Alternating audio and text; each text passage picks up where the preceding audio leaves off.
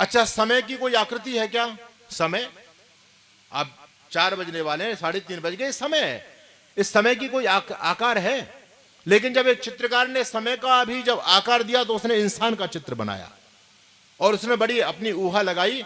सामने से जब उसका आकार दिया इंसान का, तो सामने बाल दिए उसके, ढका हुआ है चेहरा पूरा बाल से, और पीछे से बिल्कुल सपाट, बिल्कुल चिकना। उस चित्रकार से पूछा किसका चित्र है? कहते हैं समय का चित्र है। बोले समय का भी कोई चित्र हो सकता है क्या? बोले हाँ, समय का चित्र है। तो इस चित्र से आप क्या कहना चाहते हैं? कहते हैं इसके आगे बाल हैं, आगे से ढका हुआ इसका चेहरा, इसका मतलब समय को कोई पहचान नहीं पाता।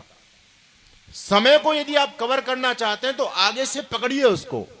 अगर समय निकल गया तो पीछे हाथ मलते रह जाओगे, पीछे से पकड़ाने वाला नहीं है, क्योंकि पीछे से वो सपाट है, बिल्कुल चिकना है। मेरा कहने का भाव यह है कि जब चित्रकार ने समय को भी चित्र देना चाहा तो आदमी की शक्ल दी। जब इंसान ने सूर्य को भी शक्ल देनी चाहिए, सूर्य को आकार देना चाहा, तो आदमी का आकार दिया। आप रोज सूर्य को देखते हैं, इस सूर्य में कोई आंख नाक कान है क्या? है कुछ भी नहीं है। लेकिन आप गूगल पर या जो सूर्यवंशी क्षत्रिय होते हैं उनके घर में सूर्य भगवान का फोटो होता है, तो उसमें तो सारी आंख नाक कान सब कुछ बना दिया, ऊपर से अग्नि की लपटें निकाल दी, बोले सूर्य भगवान है। तो क्या सूर्य ऐसा है क्या? नहीं। इंसान ने जब सूर्य का भी चित्र बनाना चाहा बंधुओं, तो उसको अपनी शक्ल दी। इंसान ने जब गंगा का चित्र बनाना चाहा तो उसको भी अपनी शक्ल के अनुसार बनाया। अरे गंगा चलो आपसे दूर है, आपके पास तो यमुना मैया है ना, यमुना बहता हुआ पानी। लेकिन अब यमुना मैया के मंदिर में जाओ तो वो यमुना नहीं है, वहां पर एक स्त्री बिठाई हुई है, ऊपर से लेकर नीचे तक स्त्री का बहुत सुंदर रूप, नीचे जल की धाराएं बहती, बोले ये यमुना मैया है, गंगा मैया है। क्या गंगा मैया ऐसी है? हमारे यहां मंत्र है गायत्री मंत्र, गायत्री छंद का नाम है, शब्दों का नाम है। शब्दों की कोई मूर्ति नहीं हो सकती, लेकिन गायत्री परिवार वालों ने उसको भी मूर्ति में जब ढाला, उसका भी चित्र बनाना चाहा तो उसको भी इंसान का रूप दिया। आप गायत्री तपोभूमि जाइए तो वहां गायत्री माता विराजमान है। तो मैं आपको बताना चाहता हूं कि जब इंसान ने सोचा कि भाई भगवान को भी बनाया जाए, तो भगवान को कैसे बनाए? तो इंसान ने अपना ही रूप भगवान को दे दिया। लेकिन वेद ने कहा परमात्मा तीनों शरीरों से रहित है, उसका कोई रूप नहीं हो सकता। तुम हो निर्लेप नारायण कहां चंदन लगाऊं मैं, अजब हैरान हूं भगवान तुम्हें कैसे रिझाऊं मैं। आश्चर्य की बात है। आगे वेद ने कहा सपर्यगा शुक्रमकायम अव्रणम अस्नाविरम शुद्धम अपाप विद्धम। शुद्धम, शुद्धम का मतलब होता है परमात्मा पवित्र है, अशुद्ध नहीं है। और पहले वेद ने कहा सपर्यगा तो सर्वव्यापक है। अब जरा आप थोड़ा सा चिंतन कीजिएगा, जो चीज सर्वव्यापक हो वो चीज शुद्ध रह सकती है क्या? अच्छा बोलो, भगवान सब जगह रहते नहीं रहते? रहते हैं, रहते हैं पक्का। तो भगवान नाली में भी रहते हैं क्या? बोलो, मलमूत्र में रहते हैं भगवान? अब ये चुप हो गए, बोले कहेंगे तो भगवान का अपमान हो जाएगा। सूर्य की किरणें नाली पर पड़ती है तो क्या सूर्य गंदा हो गया? गंदगी का प्रभाव सूर्य पर पड़ा? उस पर कोई प्रभाव नहीं है। अच्छा सोने का क्या रेट है बताओ? सोने का रेट क्या आजकल? 1 लाख पार चला गया। 1 लाख का 1 तोला, एक सोने का सिक्का 1 लाख में मिल रहा है। आपके पास में 1 लाख का सोने का सिक्का है, अगर वो सोने का सिक्का नाली में गिर जाए तो अब कितने का रहेगा? बोलो बोलो, उस पर कोई असर पड़ा क्या? उस पर कोई असर नहीं है, सूर्य पर कोई असर नहीं है। वेद कहता है, शास्त्र कहता है चिति शक्ति अपरिणामिनी अप्रति संक्रमा दर्शित विद्या शुद्ध अनंता च। वो परमपिता परमात्मा चिति शक्ति यानी वो चेतन शक्ति अपरिणामिनी है, अप्रति संक्रमा है, दर्शित विषय शुद्ध और अनंत है। बंधुओं कुछ ऐसी चीजें होती हैं जिन पर इन चीजों का अप्रति संक्रमा कह दिया, संक्रमण उसमें नहीं होता, कोई चीज घुसती नहीं है उसमें, वो अपने स्वभाव में रहता है। जैसे मान लीजिए तार में बिजली बह रही है और आपने बिजली के तार को बिल्कुल गंदी सड़ी नाली से होकर के निकाल दिया और वहां बल्ब जल रहा है, तो वो बल्ब बदबू छोड़ेगा क्या? अरे तार तो, बिजली तो गंदी नाली में होकर के गई थी, लेकिन क्या गंदगी का प्रभाव बिजली पर पड़ा क्या? अच्छा बिजली को आप गुलाब जल में होकर निकाल दो और वहां जो आपका हंडा जल रहा है तो वो खुशबू देगा क्या? तो इस बिजली पर ना तो गंदगी का प्रभाव पड़ा ना खुशबू का प्रभाव पड़ा। इसी प्रकार से परमात्मा पर इसका कोई प्रभाव नहीं होता। आगे मैं बढ़ता हूं। सपर्यगा शुक्रम अकायम अव्रणम शुद्धम अपाप विद्धम। अपाप विद्धम का मतलब होता है परमात्मा पाप कर्म से रहित है।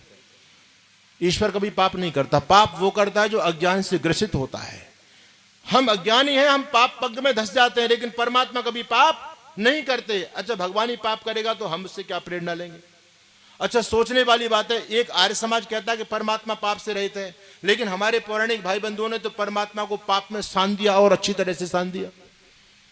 भजन गाते हैं यहां, दुनिया में तेरा है बड़ा नाम, आज मुझे भी तुझसे पड़ गया काम, मेरी विनती सुने तो जानू मानू तुझे मैं राम, और राम नहीं तो कर दूंगा सारे जग में तुझे बदनाम। अब ये भक्ति हो रही है इनकी, भगवान राम को चैलेंज दे रहे हैं, या तो मेरा काम कर दे, नहीं तो तुझे सारी दुनिया में बदनाम कर दूंगा। तो क्या भगवान बदनामी का काम करता है? इनसे पूछा जाए। इन लोगों ने तो भगवान को बदनाम करने में कोई कसर नहीं छोड़ी। कवि मनीषी परिभू स्वयंभू, कवि, परमात्मा को कवि कहा। कवि का मतलब होता है सर्वज्ञ, मनीषी, अगला विशेषण वेद कहता है मनीषी। मनीषी का मतलब होता है मनोगत भावों को जानने वाला। परमात्मा हमारे मनोगत भावों को जानता है, हमारे मन में जो चल रहा है। दुनिया की मशीन फेल हो सकती है, लेकिन परमात्मा कभी फेल नहीं हो सकता। ईश्वर एक है या अनेक? आपके बरारी में जो भगवान है वही भगवान हरिद्वार में, या हरिद्वार वाला अलग है? और मथुरा वाला बिहारी जी एक है या अनेक? एक ही है। तो अब जब आपके बलरई में जो मंदिर में जा रहे हैं और मंदिर में प्रार्थना कर रहे हैं और यहां बात नहीं बन रही आपकी, तो आपने बलरई वाले भगवान को छोड़ दिया और आप हरिद्वार चले गए। तो क्या हरिद्वार वाला भगवान जानता नहीं है बलरई वाला ही है, यहां पर आ गया है? या आप खाटू श्याम चले गए तो खाटू श्याम नहीं जानता है बलरई वाला है? अरे जब यहां नहीं सुन रहा तो वहां क्या सुनेगा? आपकी याद रखना, मनीषी परिभू स्वयंभू, भगवान मनोगत भावों को जानने वाला है। आपका कर्म जितना आपको देने का पात्र बनाता है, भगवान उतना देगा बंधु, याद रखना।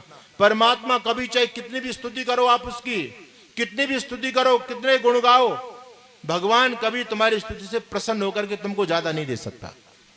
और चाहे तुम उसको गाली दो, मत मानो बिल्कुल भी, तो जितना देना उससे रत्ती मात्र कम नहीं कर सकता। ईश्वर कभी भी आपकी चापलूसी में और आपकी नाराजगी से प्रभावित नहीं होता।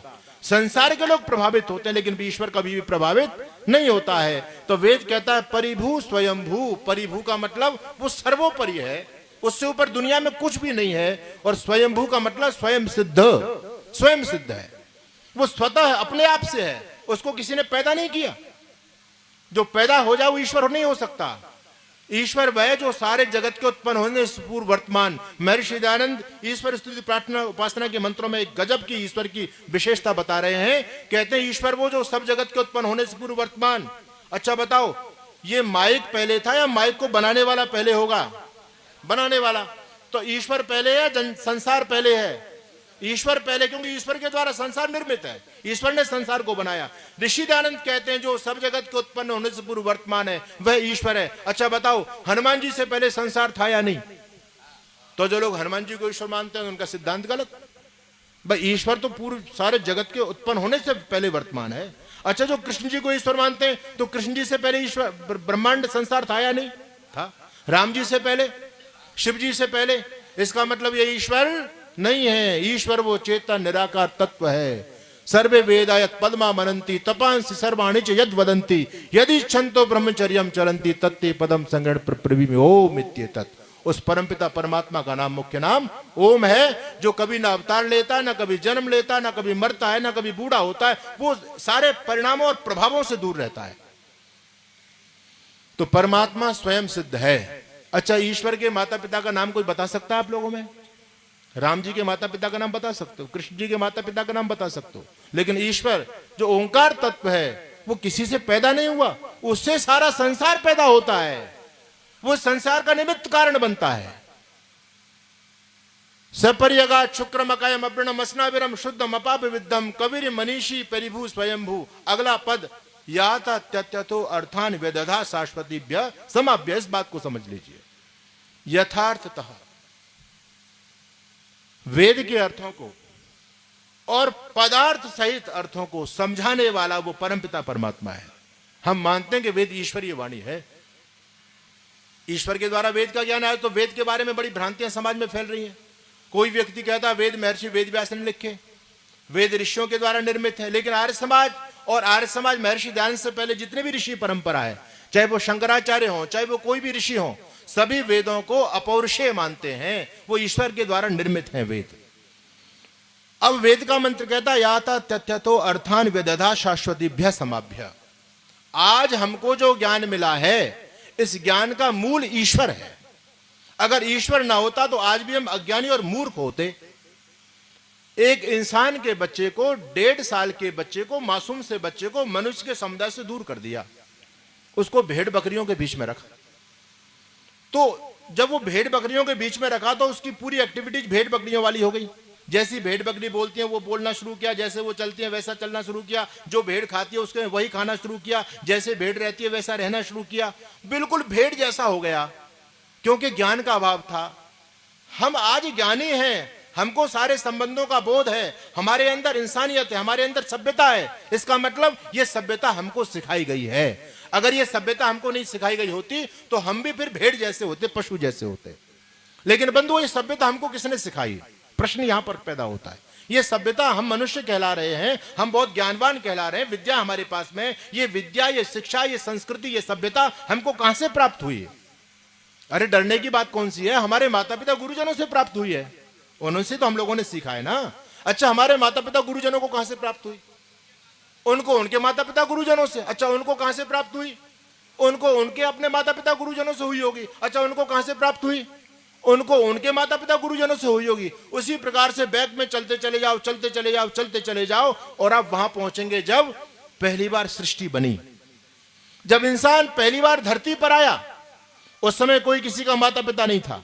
माता भूमि पुत्रो हम पृथिव्या, ये भूमि हमारी माँ है और हम इसके पुत्र हैं। आज भी भूमि माँ की गोदी से, गर्भ से बहुत सारे जीव जंतु पैदा हो रहे हैं, नहीं हो रहे हैं? तो सृष्टि के आदि में मनुष्य भी भूमि माँ के गर्भ से पैदा होता है। और वो बच्चा पैदा नहीं होता। बच्चा पैदा होता तो उसको खिलाएगा कौन, उसको नहलाएगा कौन, उसका पालन कौन करेगा? तो पूर्ण युवावस्था में सृष्टि का सृजन करते हैं, युवक और युवतियां पैदा होते हैं, और फिर आगे उनका फिर संबंध चलता है, फिर ये मैथुनी सृष्टि प्रारंभ होती है। लेकिन प्रश्न मेरा यह है कि जब पहली बार इंसान धरती पर आया तो उसको ज्ञान किसने दिया? भाई माता पिता गुरुजन तो नहीं थे। अगर उनको ज्ञान नहीं देते तो वो तो अज्ञानी रह करके मर जाते, उनको कोई सभ्यता नहीं होती, वो कुछ जान नहीं पाते, वो उल्टा सीधा खा पी करके मर जाते। भाई सारी औषधियां, वनस्पतियां सब कुछ थी। तो अब उनको ज्ञान देने वाला वो गुरुओं का गुरु परमपिता परमात्मा, सएषा पूर्वेशम अपि गुरु काले नानवच्छेदात। गुरुओं का गुरु परमपिता परमात्मा है। पिताओं का पिता परमपिता परमात्मा वही है, ओंकार तत्व है। और माताओं की माता जगदम्बा भगवती, जिसको आप बोलते हैं, उस ओंकार का ही नाम जगदम्बा भगवती है। वो परमपिता परमात्मा सृष्टि के आदि में वेद का ज्ञान देता है हमको। मैंने कहा था दुनिया में साइंस का सिद्धांत एक, दुनिया में मैथमेटिक्स का सिद्धांत एक, दुनिया में जितनी विद्याएं सबका सिद्धांत एक, लेकिन ईश्वर का सिद्धांत अलग अलग। क्या ईश्वर सब्जेक्ट नहीं है? क्या ईश्वर पदार्थ नहीं है? ईश्वर विषय नहीं है? ईश्वर भी विषय है। लेकिन धार्मिक पाखंडी लोगों ने, धर्म के नाम से दुकान चलाने वाले लोगों ने कभी भी ईश्वर के बारे में लोगों को सोचने का मौका नहीं दिया। उन्होंने बुद्धि पर ताला लगा दिया, बोले नहीं, ये धर्म केवल आस्था का विषय, श्रद्धा का विषय, इसमें यदि अकल को दखल दोगे तो नाश हो जाएगा। डॉक्टर सर्वपल्ली राधाकृष्णन कहते हैं यदि धर्म में अकल का दखल नहीं है तो धर्म केवल बेवकूफों का सौदा है, इस धर्म का कोई औचित्य नहीं है। ऋषि कहते हैं तर्क न अनुसिद्धति से धर्म, धर्म तर्क से सिद्ध होता है।